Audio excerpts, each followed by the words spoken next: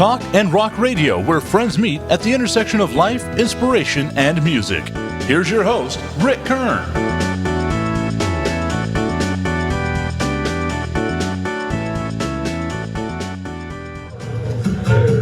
1, 2, 3.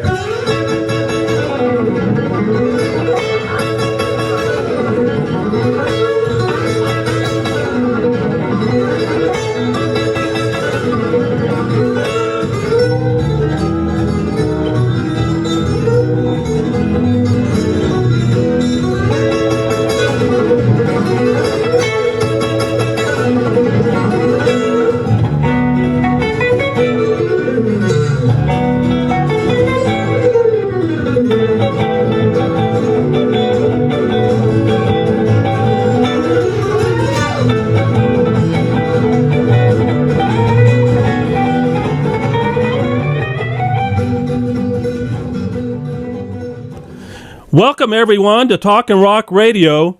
The three musicians with me today can easily hold their own with anyone individually, but put together, you have a smorgasbord of greatness. Welcome, Richard Smith, Joscho Stephan, and Rory Hoffman, the Transatlantic Guitar Trio. How you guys doing? Can we clap now? Yeah, you can clap all you want, Rory. I'm clapping for the other guys. I would never even think to clap for myself. I tell you what, I'll clap for you guys the whole time we're doing this show, man. I tell you, you guys are phenomenal. I've known Richard for about 15 years. We've done some shows here in El Paso together. I've booked him here before, and I tell you what, you three guys together are a phenomenal that is just like something I've never seen before. It is incredible. And you just got to Las Vegas, I understand. Where are you all playing there today? We are playing here in Henderson at the City of Henderson Arts Festival. We're on in about 2 hours. Yeah, that's great. Well, I knew this is going to be the last leg of your tour, the last show that you're doing, and then I guess you and Rory head out back to Nashville, and then where are you going, Joscho? I'll stay for a few days. I have a workshop next week that is already sold out in Dana Point, and I go back on the 22nd to Germany. I see. Okay, fantastic. Your show's, Rory's going back to Nashville. Yeah, I fly out about 6:30 a.m. tomorrow. Oh, okay. I'm out here for another month or so, and then I drop my car off in Phoenix. I go home to take care of my wife, who's having a knee operation. Then I fly back to my car and finish the tour. I don't really get home until like mid-July. Oh my gosh! See, I thought you were going to be. Anymore, Rick. I thought you were driving.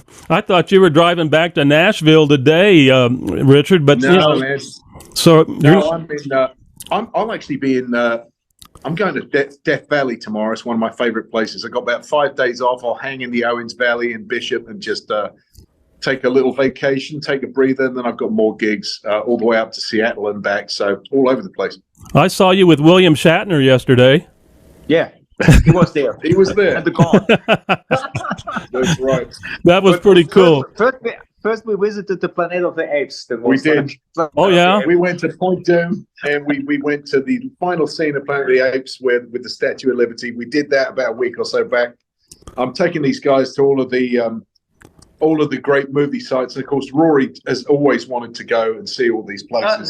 The sightseeing has been my favorite part of the tour, without question. Well, and you just answered one of the questions I was going to ask you guys, especially you, Rory. I mean, what has been the highlight of this tour? But I'll go ahead and throw it at you right now. You just said this. Go ahead. Probably the bean dip at Sol Agave in Mission Viejo. Okay. The mango key lime cheesecake at Cheesecake Factory. I would say the highlight of the tour maybe was Rory by itself, because he is doing a solo every night, playing Nightlife. And I think the first evening when I saw this at Elvis, I just thought, wow, I was blown away, because Rory is always killing me with his stuff. And I just doing solo, but Nightlife was like, he played it, I think, 2 times in a row, and then he changed it on the third day. And Richard and I, we forced him to go back and do Nightlife. And then somebody recorded Nightlife, I think the next day, and that went viral already on Facebook. I think almost like 200,000 views. And is that what it's up to? I think it's shared more than 2,000 times. So that was a hit, man. It's a hit. I watched it this morning, and I tell you what, I tell you what, Rory, you are incredible, man. I don't know. First of all, you play like 12 different instruments, and I couldn't believe. Probably about 60. Oh, 60. Oh, well, excuse me. I mean, all kinds. You never knew that there are so many instruments in existence. Yeah, right. Oh my God. Yeah. Stuff.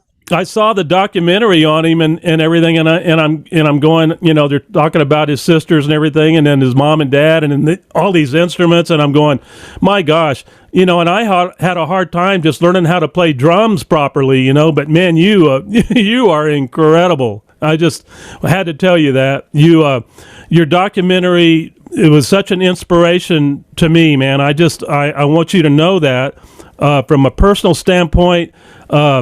You are just, I don't know, I can't say enough about you, Rory. I really love you. Keep going, Rick.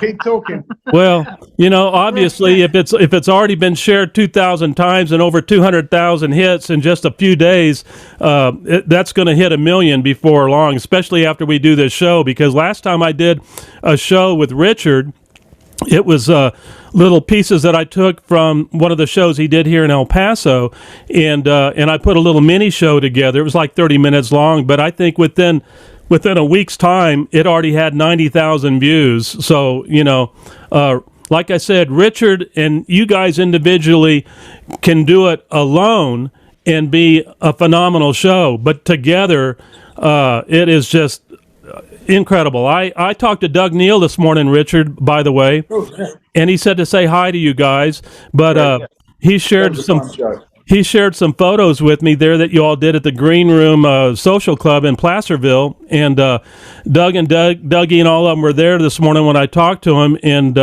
Doug said to make sure and say hi to you guys, and anyway, they who I'm talking about, everybody, is Doug Neal, and his son lives in Placerville. Doug's from El Paso. He and his wife live here, and I used to manage Doug in the band that he was in. But anyway, that's not why we're here today. But he turned me on to Nightlife. I said, well, tell me real quick, because I haven't seen all the videos yet. Bob Hines is sending them to me today, finally, the video. But the one that I saw that was streamed live from the studio, or from the Green Room that you all played, was I saw that piece this morning of Nightlife, and I was blown away.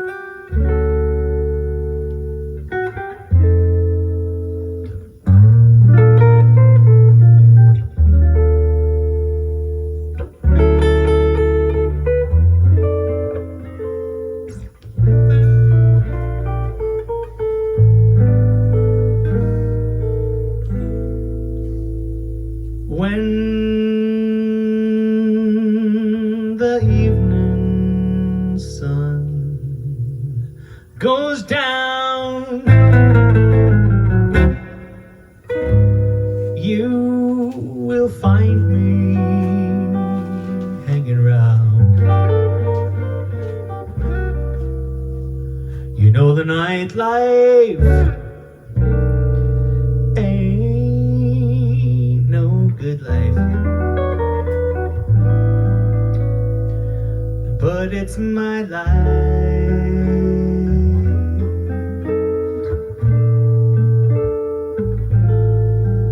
Many people just like me, dreaming of old used to be. You know the nightlife ain't no good life, but it's my life.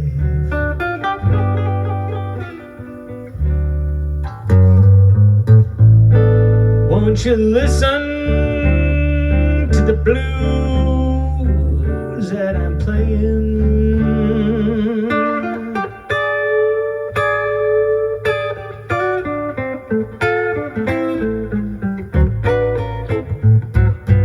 Oh, just listen to what those blues are. you're saying.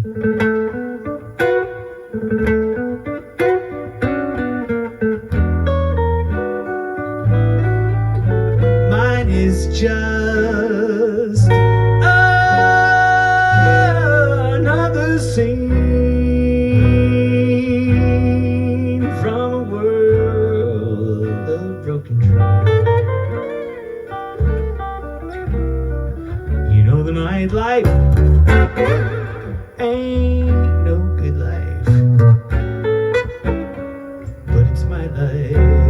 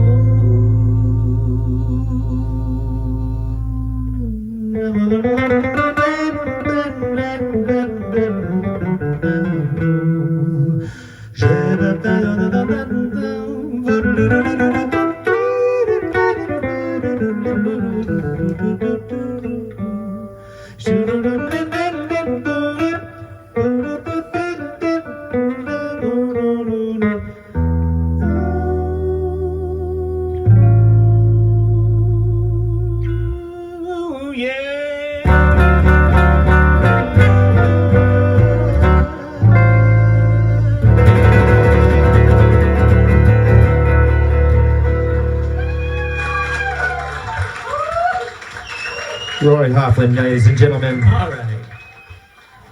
I mean, That's your the one scatting on that, Rory, is just phenomenal, man. I mean, it's like listening to two guitars playing simultaneously. It's really great, you know? Well, you know, Rick, it ain't no good life, but it's our life. Well, there you go. And it's your nightlife, you know? But only it's in the day-to-day. Okay. That's right. Yeah, well, this is our only daytime gig. I think maybe we did one other afternoon gig. We did one other afternoon gig, which was the one time I tried to get away with not doing Nightlife. Yeah. Oh, That really? was, yeah. And that was 2 gigs. There were 2 gigs, and we did 2 shows in one afternoon. Thinking about the one where we played near the trailer Canyon. You know, the Topanga. That Yeah, was yeah, Oh, yeah, that was it. That was the other one. Yeah, yeah. You don't know me. yeah. One of the questions that I wanted to ask you all is, first, how did you all meet? Was it in Nashville or where was it? I think Richard and I, we know each other since more than 20 years. I think we met for the first time in 2001 or 2002. Yeah, I remember the first time I met you was in Dortmund. Yeah. At the Fritz Hensler house. So it's so long ago. We are so old now that we can't really remember. I always thought it was in Nashville, but Richard said it was in Dortmund. But it could be either in Nashville or Dortmund. I don't think you remembered me. I don't think I made a great impression on you Maybe in Dortmund. Yeah, maybe you didn't play it or whatever. Maybe we just met backstage. But I saw Richard as a player for the first time at Cass, and I really loved what he was doing, the Chet style. He loved always the Django style. Oh, and you know, there was directly a connection. I think Richard came over and said, "Hey, man, what are you doing with your right hand? And is this a down? Is this an up?" And, you know, and I asked him about the fingerstyle stuff because I played classical guitar when I was 6 years old, and I never really used the technique after that. And I was just curious if I could use some of the fingerstyle stuff as an intro or whatever. So every now and then I just use a little bit like a Chet Atkins picking. And the last song that we play in the first set is one that I composed together with Richard at a backstage at a concert in Dusseldorf. So that's also the title was really easy to find. It's the Dusseldorf Stomp.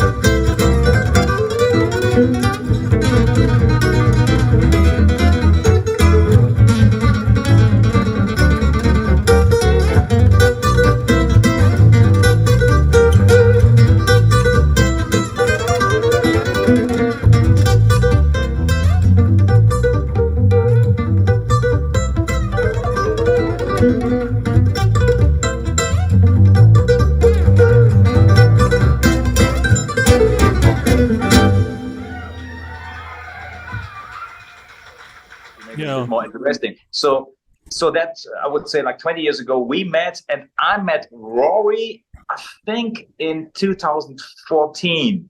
I think 2014 or 2016 I was at Cass again, and Richard was not there. I was not there that year, yeah. Rory was performing with a band and did some solo spots, and there was a good friend of us, he died already, Palmer Moore, who always had like an own room at Cass where he presented some of the musicians are playing there and did like little jam sessions with them.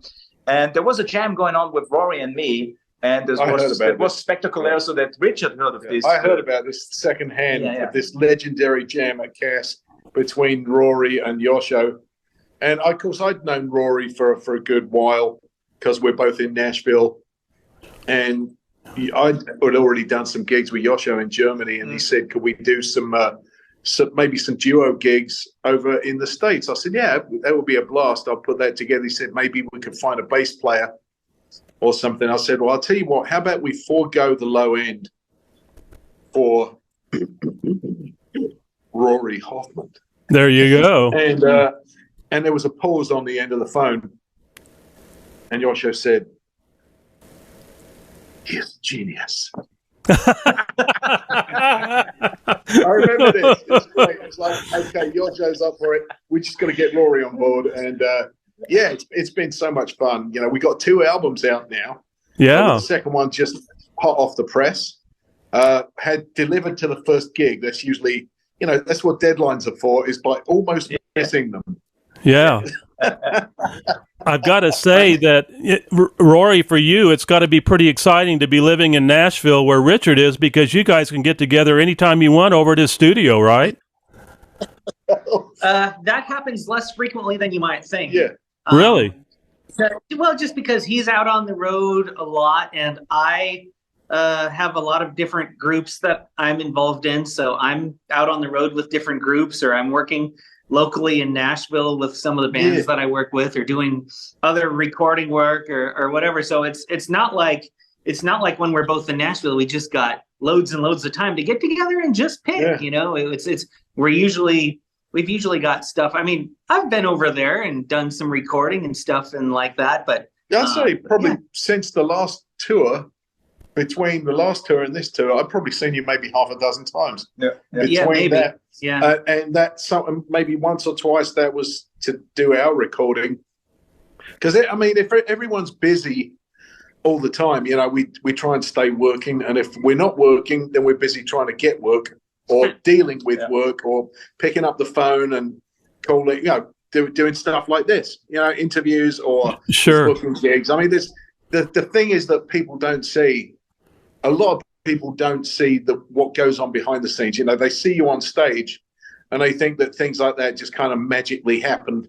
It's like, oh, there you are showing up to a gig. But the amount of work that actually goes behind it, the promotion, the figuring out of the schedules, and all of the logistics, that's where really all of the time goes, is in dealing with stuff like that. Certainly. One of the things I wanted to ask Joscho before we move farther ahead here is, please explain to the audience, Joscho, the difference between jazz and gypsy jazz. Gypsy. Yeah.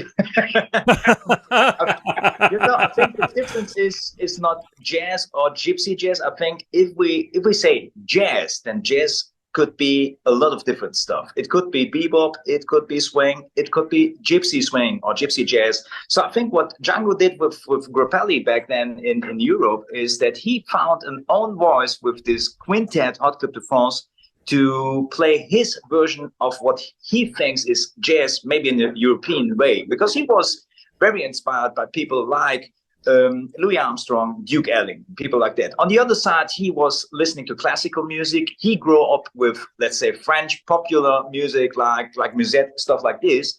So, and of course, the instrumentation is the thing that is, I think, the most different thing. To have like 3 guitars, a double bass, and a violin. So that was what Django did in the beginning. Later on, he continued to play electric guitar with drums, with piano. So later on, he played more, let's say, jazz that was then influenced by the American players like Charlie Christian to have the same setup. But in the beginning, it was a unique thing. And I think this is maybe the perfect description. People always ask me, is there not another term that we can use than gypsy? I said, yeah, you can call it synthy swing or whatever. But to be honest, I just think it's European swing. If you want to find the description for that. And I think Django and Grappelli were the only guys that were accepted back then by the Americans. Let's say there were a lot of great jazz musicians in Europe back then, but I think people like Duke Ellington, Coleman Hawkins, Ben Webster, and other people played with Django Reinhardt. And everybody who came to Paris, the first question was always, where can I find Django? I want to play with him. So he was really, let's say, highly praised by American musicians. And he, let's say, he built the fundament for European jazz. So I think that's the reason that we, as Europeans, are very proud of Django and what he did, because he showed us the way to, let's say, be a jazz musician in Europe. In this show, how much Django Reinhardt are you guys playing? I think the interesting thing about this show is we play, I would say, maybe 30% of or maybe 25% Django stuff. We play maybe 25%, more influenced by Chet, Atkins, Jerry Reed. But the other 50% is like, we also do like a pop song or a lot of original stuff like this. Yeah. But for example, Time on My Hands is one of the songs that we play that I really like, because this is more the typical Django thing, and you see people smiling, you know, in the audience, or some people are like, oh, I had tears in my eyes when you play the song like this. What I really like that people love this, still love Django Reinhardt. But what this trio is all about is that we want to go on with, let's say, putting something together that we're all interested in. I'm a diehard Django fan, and I'm still, and will always be. But I also love the Beatles. I love Santana. I love Chet Atkins. I love George Benson. Different stuff, and that's the interesting thing. I think Richard is like this. He has a, you know, when we listen to music in a car, he comes up with some classical violin player. The next day he shows me like a bluegrass group. The next day he showed me a funky version of Jerry Reed is doing some of these days. I think this is what I love about working with musicians, not just with this trio, also with my trio at home. I never wanted to be like this, just, let's say, playing the one thing. But of course, we present a lot of Django Reinhardt within our program, but also that it's so versatile makes this trio so unique. That's what I think. What it is, for instance, with Joscho's playing, the technique that he's using is gypsy jazz. It's a gypsy technique with downstrokes. You're using like rest strokes and downstroke, getting a volume. There's a certain sound, but the musical sensibilities are all over the place. The technique is kind of gypsy jazz technique, but the licks and the ideas are very different. With Rory, he's playing he's playing kind of bass and guitar at the same time, because he's got that low A bass. You want to talk a bit about that? Yes, yes, please do. I'm using a guitar built by John Buscarino for me, and one of the things I wanted to do on this guitar was swap out the 5th string for an octave down A string. Okay. And it's only the 5th string. Everybody asks me, is it the 5th and the 6th string? And I'm like, if it was, I would have said that. It's only the 5th string. And so that was a little idea I had, was just to put down the 5th string in octave. And so the E string is, you know, in the normal position, and then it goes to the octave down A, and then back up to D, G, B, E, which kind of allows me to be part-time bass player in the band. But then also just the fact that we all have not only different styles of playing, but very different guitars. I'm playing on the Buscarino archtop, you know, with a magnetic pickup, and Richard is playing on his nylon string. What do you got there, Richard? Was playing on his Gypsy. Is that a record? Is that a recorder? Pardon? Sorry, I'm just holding the spoon in front of the camera because you're also doing this. Oh, okay. Yeah. Is that a recorder, or what is that? No, it's called a Zaffoon, and it's one of the things that I do as part of the trio. So. Oh, there's lots of sound, so it's not just 3 regular guitars. If you talk about the Zaffoon, Rory, would you say if we talk about the sound, I think it sounds more like a clarinet thing. It's sort of like a primitive clarinet. I mean, it doesn't have any keys on it, so it just works kind of like a recorder, but it has a reed and that you put in it, and it plays. Yeah, I mean, there's some elements of clarinet sound. There's kind of some elements of saxophone because you can do a lot more bending, like reed bending on it than, and then it's almost kind of sounds like the old Armenian duduk or something like that, you know? So it's kind of got this hybrid, I guess most people would think of it as a clarinet-ish type sound, yeah.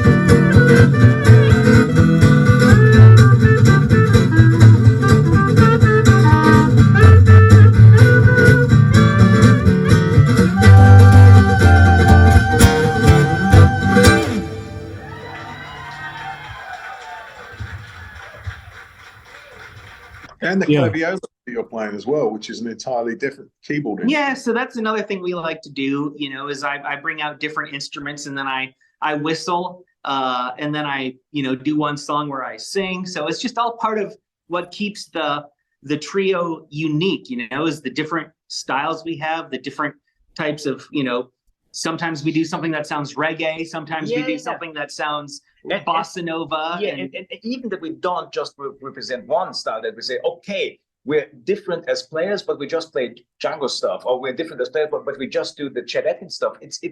I think this is what most people attracts about this trio. We're having fun. Yeah, yes. First of all, let me say, you have so much fun on stage, and you know, to me, if you play with other musicians, you never know. Let's say, how will the show work with the set list? Is everything fine? Right. So we worked on the set list maybe the first 2 days, and then it was already, I think it stayed like this the last 2-3 weeks.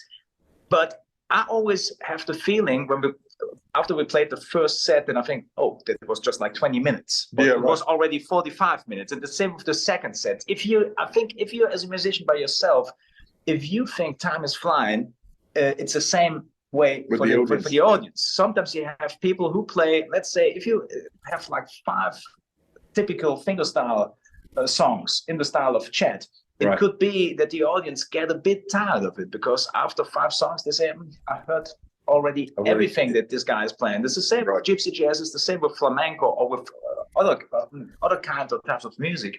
And this is, I think, the interesting thing about this trio, that not just every voice is different. Of course, I have this Django sound, and Richard with the nylon strings, and he's doing a lot of fingerstyle, has a different sound than Rory, who sounds more jazzy in a mainstream way, maybe.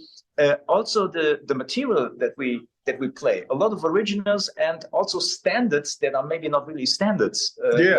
Like Time on My Hands would be a good example of a standard that isn't often played. Yes. So we don't have a set list with songs that people already heard like thousands of times. I think this is that's the thing about this Transatlantic Guitar Trio. Well, Transatlantic Trio, we must really say, because Rory is playing more than just guitar. Relative to what you're talking about here is that your arrangements are so phenomenal. How are you guys doing set arrangements, or is there any time in your show where you guys can stretch out and do a little improvisation? Some of the songs we do different than the way we did them on the record, you know, like, because if we do like a 3-minute version of Sweet Sue on the record, we might, you know, let's just decide we're going to take 2 choruses on it tonight, because we want to, you know, because it's sometimes a little bit more fun to just stretch out, you know. So it's structured, but yet there's a lot of room for improvisation as well. So I think we're being careful not to just sit and jam. Yes. And old tunes as well. We're going to do Sweet Georgia Brown. We're going to do Minor Swing. We'll do this. And you're looking at each other and go, who's going to take the melody? Yeah. And then somebody plays, and then you solo for 3 minutes. And then I guess this song has been long enough now, and you play the head and finish. And that's a formula, and it's great fun in jams to do that. But I think we're trying to be careful to be a band. To be a band with arrangements, but leave rooms. Like, you're going to take 2 solos, so during Joscho's 2 solos, he can do whatever he wants. But we know how long it's going to be, so that we all know where we are in the arrangement.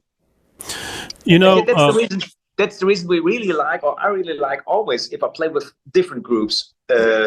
I always like to do as soon as possible a recording, because I think the CD or the recording stuff gives you is the material that you are able to play. You got reference, and that's really important, because if you have no CD, then it's mostly like this. You just write down the set list every evening, and so we really worked on parts. We worked on compositions. So we have even if we don't play that much together, just we tour just once a year. I think we already have like 6 originals that we play live, because we worked on our own stuff for this band. The next one, we'll be working on a new CD and even more originals maybe. But the thing is, I think the arrangements are worked out. You come up with those arrangements in the studio, and then you record them, and then it's like, okay, what did we do? Then you learn them first rehearsal, and if you're prepped, you can do a little bit of homework on it, and you pretty much remember what you're doing. And we add sometimes a little bass or some percussion on the recordings. And I was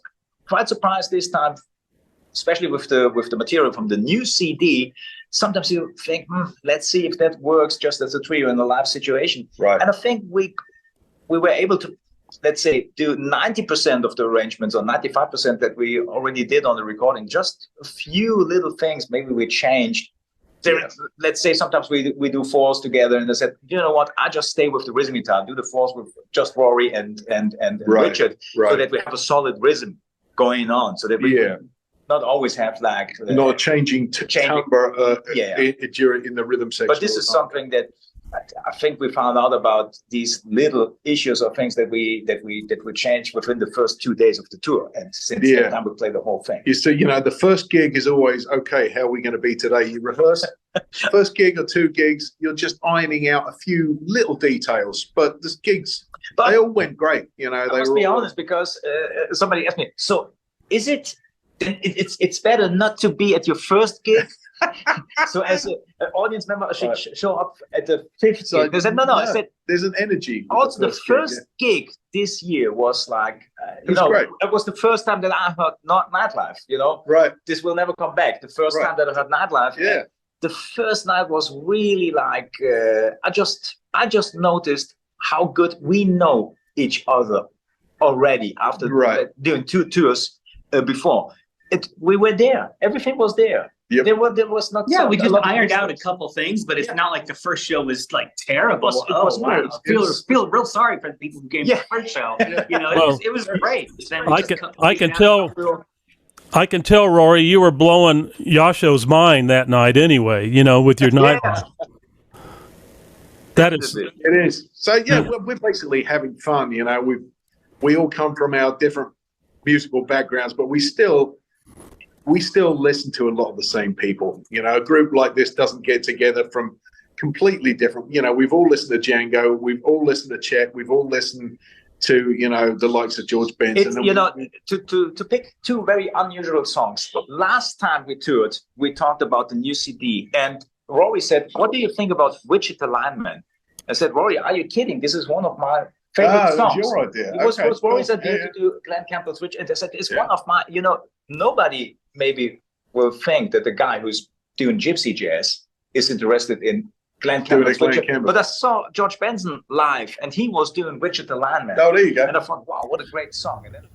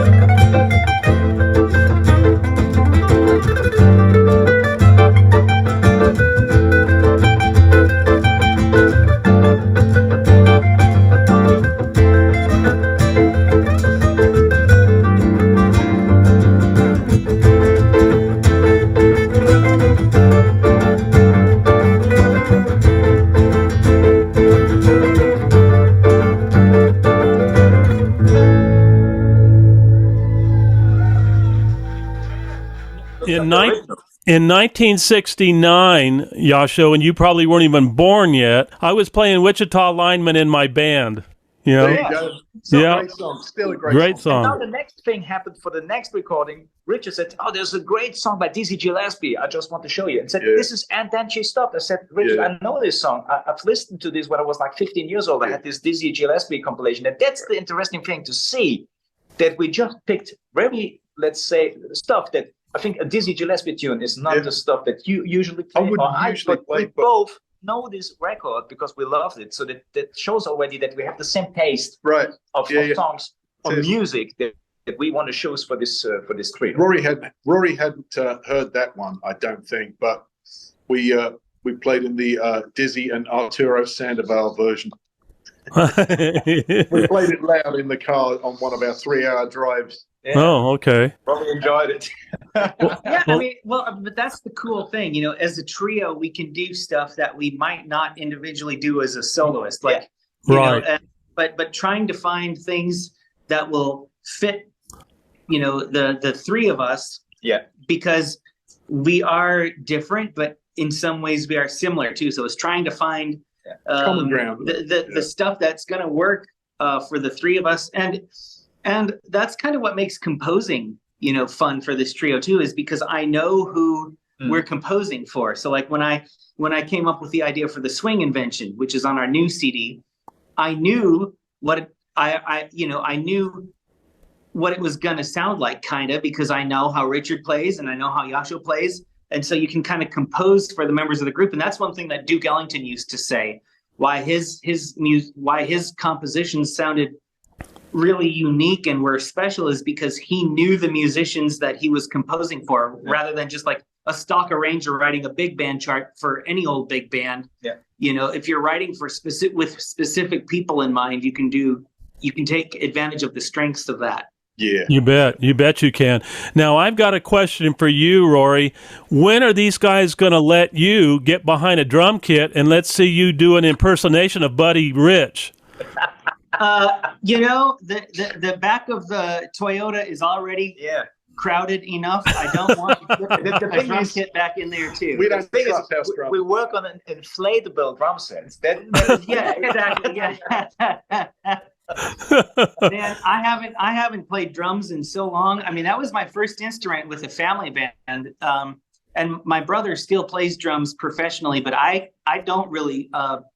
I'll still play percussion. In fact, I have a couple recording sessions coming up later this week where a guy asked what all percussions I have, and he was like, "Bring as much percussion as you have." So I'll still do like hand percussion and stuff, but it's been a long time since I actually was behind a kit. Yeah, you can just get a little cajon and then take that along with you. I have that too. Yeah. Good. I've got one sitting right across from me here that I've done a few sessions with. I need to leave space in the back of the vehicle for Joscho to buy new guitars.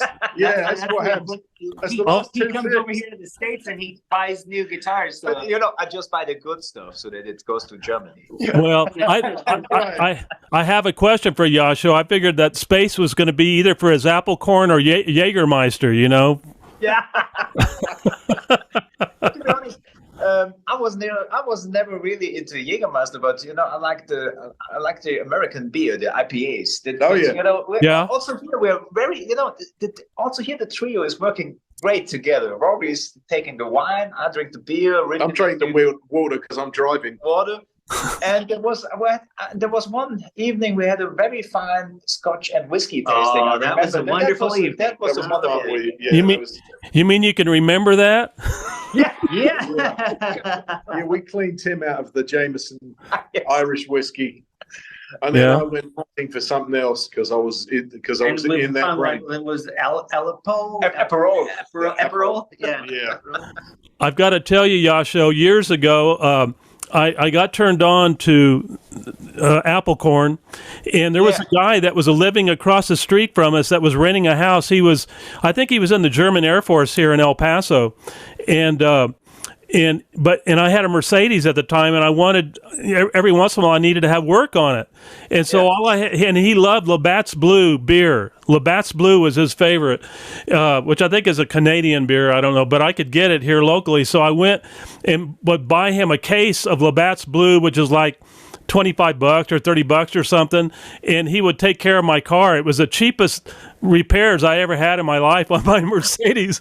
All I had to do is take him the beer, and he was happy, you know. So, but yeah, German. yeah.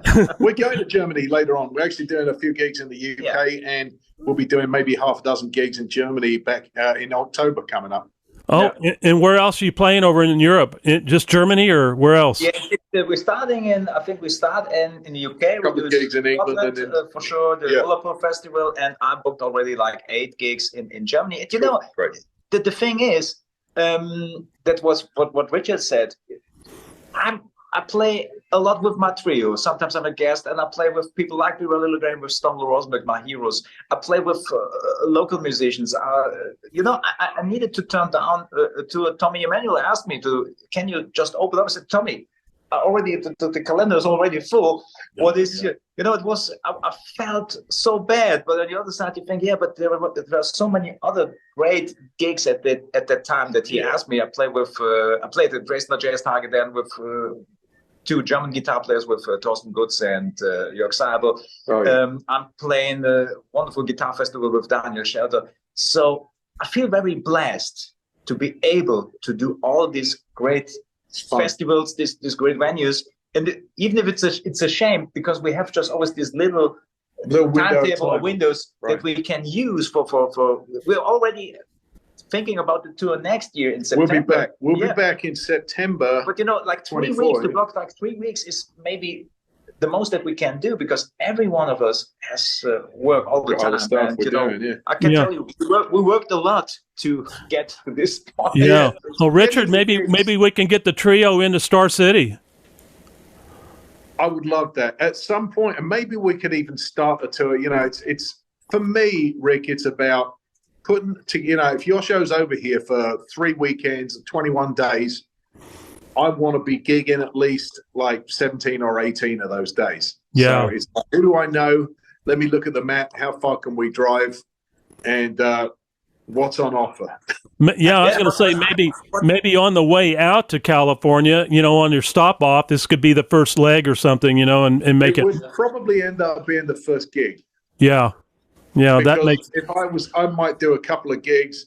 Then Rory flies to El Paso, and I pick up Joscho in El Paso or whatever. That's a possibility. It just depends how much work we want to do in California, because California has always been my busiest state for me.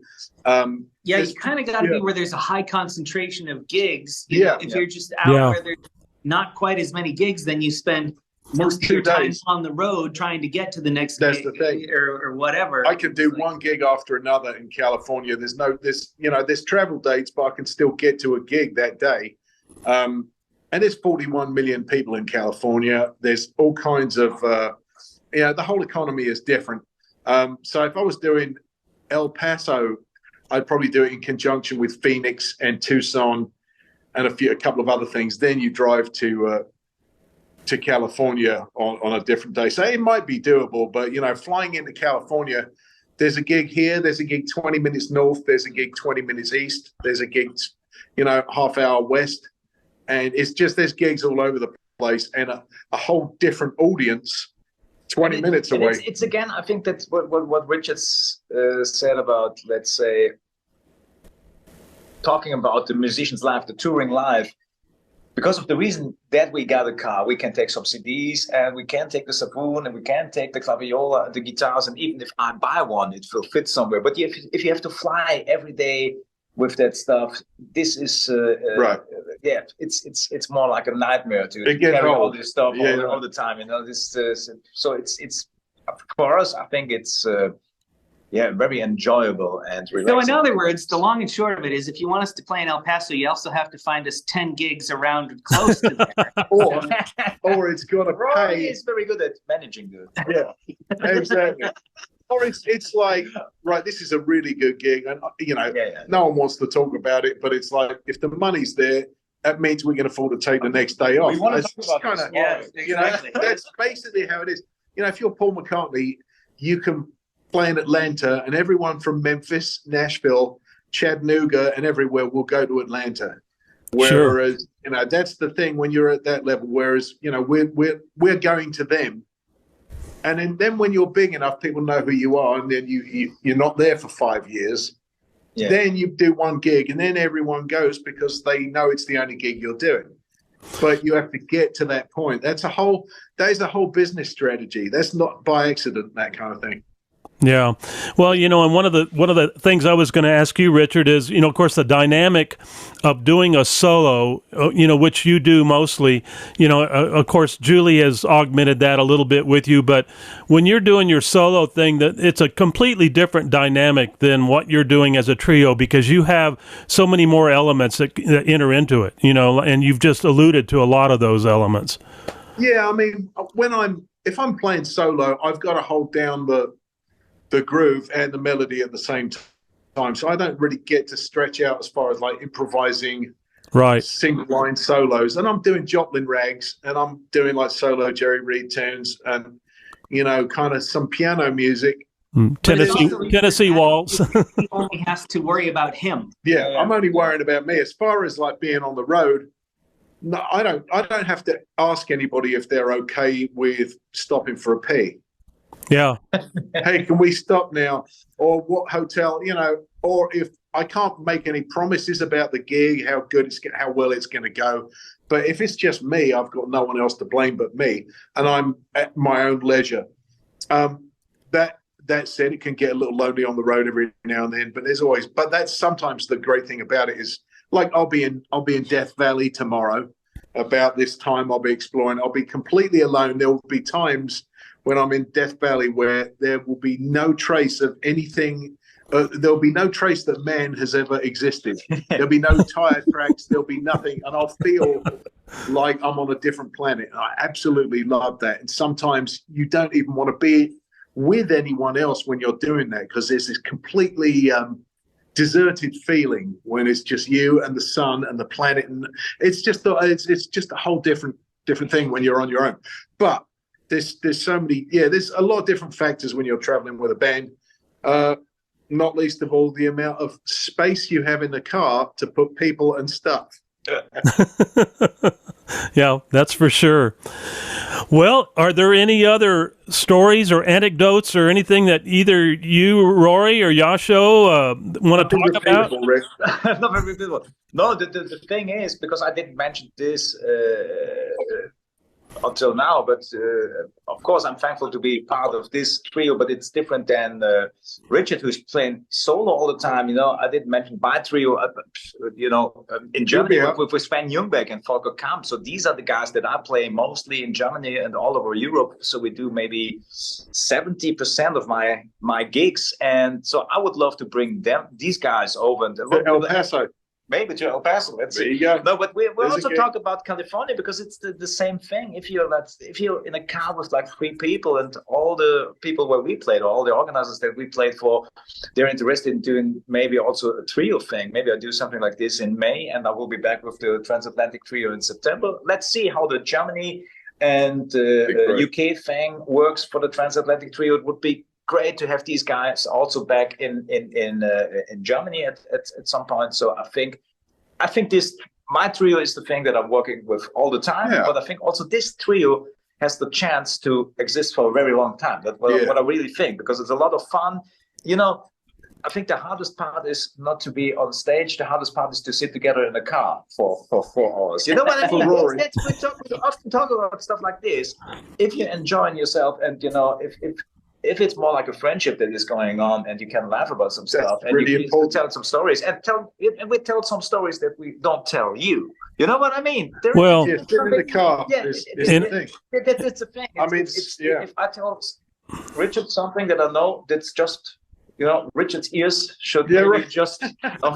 What happens in the car stays in the car. Yes. What I was also going to ask you, I mean, of course, I've got to be foolish to even think that this question is even valid, but you guys have heard the story about him playing with Chet Atkins at age 11, right? Yes. No, we just Richard just showed me the old videos of Birelli Legrand. It was one of the festivals. Your dad was the organizer of this festival. Right. And he showed me just the part where Birelli was playing. It was great. But, I saw Birelli, of course, hundreds of times because I grew up with that stuff. And then I said, why we skipped to the middle of the video? What's happening in the beginning? And said, in the beginning, that's just me when I was like 11. And they said, let's skip to you when you were, and he played this Jerry Reed stuff at an age 11 years old. And he was killing it. Yeah. And he was like, oh, you heard this note that was not quite there. And he said, man, are you kidding? I don't know anyone who's maybe like 75 who's able to play like this. And you were just 11 years old. So he's also a true genius on the guitar, on the fingerstyle guitar. And, that's what I also said the last few days. I think if Chet Atkins would be still alive, I think he would be the next CGP. Oh, for sure. Oh, no, there's... I would think that's a very valid statement, Yeah. And for the last 15 years, I have told so many of my musician brothers and people all over the world that I've talked to. I've got friends in Ireland and all over the place that are musicians, and I have told them about Richard Smith. And they go, no, I don't know who that is. Well, I guarantee you, right after I tell them that, they know who he is. And Richard Smith, no doubt, in my mind, is one of my top three. And two of the other guys are rock and roll guitarists. One of them's Jeff Beck and Eric Clapton, okay? And never heard of these other two guys. And Joe Bonamassa, I got to put him in there also. But they're not the same kind of guitarist. Fingerstyle and that is totally different, but at the same time, I'm talking about the quality of the musicianship and what he's playing. But now I have to say I have two other guys to throw in the mix, and that is Rory and you, Joscho. You guys are phenomenal. Next thing I want to say is you guys are so blessed to have found each other. And I am so blessed to be able to watch and enjoy your music and share it with the world. Thank you. Thank you, man. Thank you for being a part of my show today. Thank you for bringing the joy and the musicality to our profession. And keep doing what you're doing, because it's only going to get better. And I don't know how that could happen, because you're already some of the best that the world has to see. It's not that hard to get better. Just practice. Just practice, man. That's it. Nobody wants to hear that. This is it. Rick, thank you so much for having us, man. We'll try and get to El Paso. Maybe the next trip, if not the next trip, the one after that. We've got to spread our wings. California has been very kind to us. It's been fantastic. Yeah. It's where we work the most. It's where I work the most. It's where a lot of people are. But I would love to get into other areas, and maybe we could start in the middle and work that way. Yeah. Florida's been good to me. That's another possibility. But you've got to go where the work is. But I know where there's a gig in El Paso, and I will come knocking. Yeah, well, we'll be glad to have you with open arms again, Richard, as always. Really a pleasure meeting you, Rory and Joscho, and my dear friend Richard. And you guys be safe in all your travels. Well, you guys have a safe trip, and say hi to Julie when you get back to Nashville. I will do. Richard. Thank you, Rick. And you guys take care, and God bless, okay? Much appreciated, Rick. Thanks for having us. Thank you all. Have a great gig. Will do. Bye-bye. Bye.